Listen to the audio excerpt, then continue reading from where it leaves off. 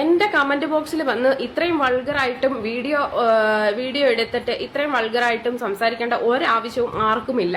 ഞാൻ ഒരു പാർട്ടിയും അടിസ്ഥാനം ചെയ്തിട്ടല്ല ഇത്തരം കാര്യങ്ങൾ ഞാൻ സംസാരിച്ചിട്ടുള്ളത്. ഞാൻ എന്റെ വ്യക്തിപരമായ അഭിപ്രായത്തിൽ ഞാൻ പറഞ്ഞു, ഒരു ഭരണഘടനയിലും ഒരു വ്യക്തിഗത അഭിപ്രായം രേഖപ്പെടുത്തണ്ട എന്ന് പറഞ്ഞിട്ടില്ല. പൂർണ്ണ സ്വാതന്ത്ര്യത്തോടെ ഞാൻ വോട്ട് ചെയ്യുന്ന ഒരാളാണ്. എനിക്ക് ഇഷ്ടമുള്ള പാർട്ടിക്ക് ഞാൻ വോട്ട് ചെയ്യുന്ന ഒരാളാണ്. പിന്നെ എനിക്ക് ഇന്ന പാർട്ടി എന്നൊന്നുമില്ല. ഞാൻ ഒരു പൗരത്വം സ്വീകരിച്ച ഒരാളാണ്. അപ്പോൾ എനിക്ക് ഇത് പറയാനുള്ള എല്ലാ റൈറ്റ്സും എനിക്ക് ഈ ഒരു കാര്യത്തിൽ എനിക്കുണ്ട്.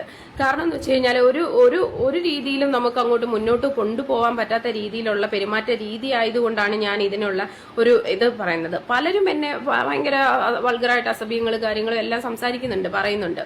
പക്ഷെ ജനങ്ങൾക്ക് വേണ്ടി ജനങ്ങൾ സംസാരിച്ചേ മതിയാകൂ.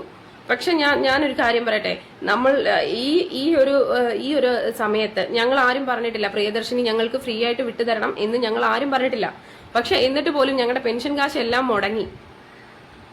സ്ത്രീകൾക്കായിട്ടുള്ള പെൻഷൻ കാശ് മുടങ്ങി.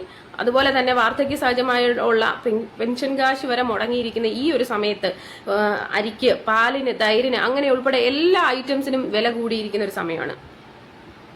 അതുപോലെ തന്നെ എന്നിട്ട് ഞങ്ങൾക്ക് സഹിക്കാൻ പറ്റാതെയായി. ഇന്ധന വില വർധനവ് വരെ ഉണ്ടായി. എന്നിട്ട് ഞങ്ങൾക്ക് സഹിക്കാൻ പറ്റാതെയായി. അവനവൻ ചെയ്യുന്ന കർത്തവ്യത്തിലോട്ട് പോലും നമുക്ക് മുന്നിട്ട് നിൽക്കാൻ പറ്റാത്ത ഒരു സാഹചര്യത്തിലോട്ടാണ് ഇപ്പൊ പോയിക്കൊണ്ടിരിക്കുന്നത്. ഒരു ജോലി ചെയ്യാൻ പറ്റില്ല. ഒരു വർക്ക് ഇപ്പം എന്ത് വർക്കുകളായാലും ഏറ്റെടുത്താലും നമ്മൾക്ക് അതിനകത്ത് ഒരു കറന്റ് എന്ന് പറയുന്ന ഒരു സംഭവം നമ്മളെ ഏറ്റവും കൂടുതൽ സ്വാധീനിച്ചിട്ടുണ്ട്.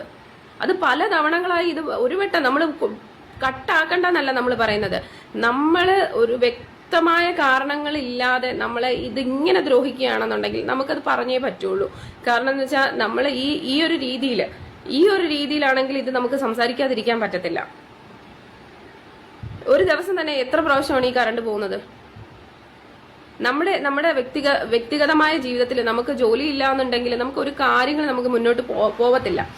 ഈ പറഞ്ഞ കണക്ക് ഒരു അലുമിനിയം ഫാബ്രിക്കേഷൻ ജോലിയുള്ള ഒരാൾക്ക് ഇടയ്ക്കിടയ്ക്ക് കൃത്യസമയത്ത് പറയുന്ന കാര്യങ്ങൾ നമുക്ക് കൃത്യസമയത്ത് വേണം നമുക്കത് കൊടുക്കാനും എടുക്കാനും എല്ലാം ഉള്ളത്. ആ ഒരു ടൈമിൽ നിങ്ങളിപ്പം ഒരു തയ്യക്കടയാണെങ്കിൽ ആ തയ്യക്കടക്കാർക്ക് കറക്റ്റ് സമയത്തിന് നമ്മൾ അത് കൊടുക്കണം. അവര് തന്ന പ്രൊഡക്റ്റ് നമ്മൾ കൊടുത്തേ പറ്റൂ. അപ്പം നമുക്ക് അതെല്ലാം കാര്യങ്ങൾ നമുക്ക് ക്ലിയർ ആയിട്ട് ചെയ്തു പോകേണ്ട ഒരു സമയമാണ്. കുട്ടികളെ സ്കൂളിൽ വിടാനുണ്ട്. അതുപോലെ എന്തെല്ലാം കാര്യങ്ങളാണ് നമ്മുടെ ഈ ഒരു കൊച്ചു കേരളത്തിൽ സംഭവിച്ചുകൊണ്ടിരിക്കുന്നത്. അതുപോലെ തന്നെ ഇതിനെല്ലാം എതിരായിട്ട് ഞാൻ സംസാരിച്ചതല്ല, നമ്മൾ ഒരു പാർട്ടിയും ബേസ് ചെയ്തിട്ടല്ല, ഞാൻ എന്റെ വ്യക്തിപരമായ അഭിപ്രായമാണ് പറഞ്ഞത്. അതുപോലെ തന്നെ